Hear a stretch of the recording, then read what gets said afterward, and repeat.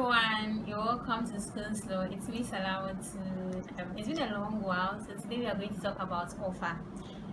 Offer has a lot of divisions, right? So today we are going to be talking about what an offer is and then what an offer is not.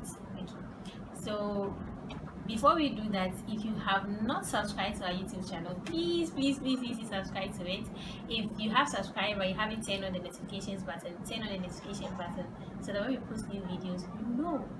Yeah. So today, as I said, we are going to be talking about offer. Now, what is an offer? Now, an offer is the first step to a contract, right?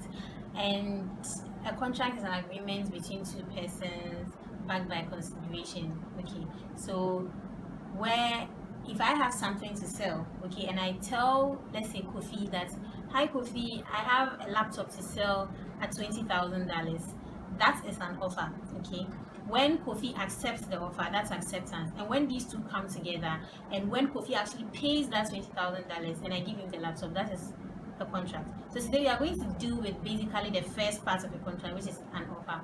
So every contract will have to begin with an offer, and this was said by Justice Edusei, as he then was in the case of Dominion versus Johnson Motors Limited. Now, in that case, he said that an offer begins, or every contract begins with an offer. So an offer is the first step to a contract. Okay.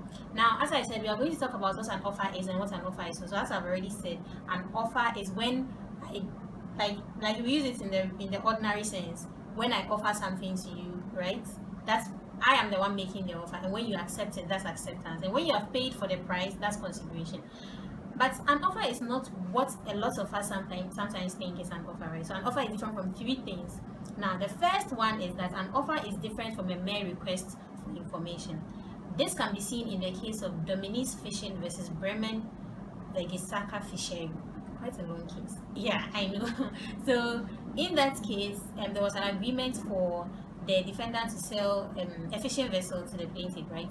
Now, they made an agreement that a certain amount was supposed to be paid, and when finally it was time for the payment to be made, when it was time for the plaintiff to make the payment, they requested from the defendant, who was actually the one selling to them, to actually give them a 3-month moratorium, so that they'll be able to make before they start making the payment. Okay, so 3 months moratorium before we start making the payment, and this was after the contract has already been made.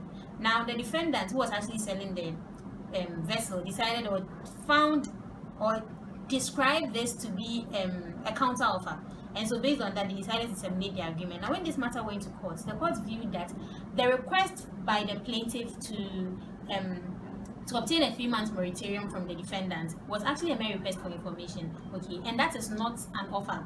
Okay, so an offer, after we've entered into a contract, if I request for a certain information after that, it will not amount to an offer. Mind you, if you make an offer and I make another offer, my offer, which is the second offer, is a counter offer, and that will vitiate or bring to an end the first offer. That's why in that case, when the defendant felt that the plaintiff was making a counter offer, they decided to terminate the contract. Okay, but in that case, the court held that it was a mere request for information. It is not an offer.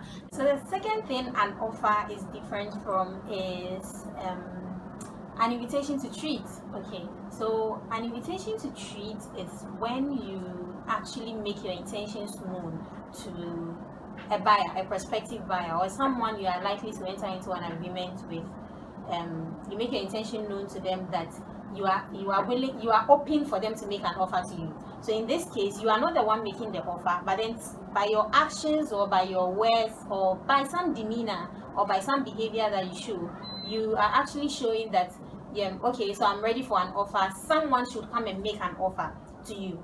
Okay, so I'll give you a case. So the case of Fisher v. Bill, right, where a specific knife was banned during the war period, and the defendant actually had displayed this knife in a shop, okay, and the police had actually arrested him for displaying a knife that had been banned around that time.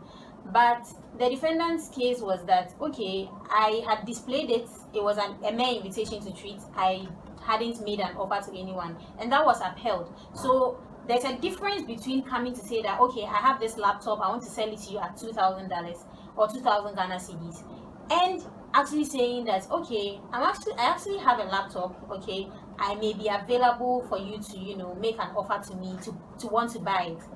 So that's the difference. So there's a difference between making an offer and then a mere invitation to treat. An invitation to treat, you're only making known your intentions that, okay, so I have this material or I have this product, you can make an offer to me as regards to you wanting to buy it. The third thing an offer is different from is a mere indication of good intentions. Okay, so I'll just go straight forward and give you a case, which is a case of Kesivi Chairman. It's a Ghanaian case, and in that case, the plaintiff was actually Ghana's ambassador to Liberia, and he had agreed with the defendant's company, and that he was going to use his influence as an ambassador to help them establish or grow their business in Liberia.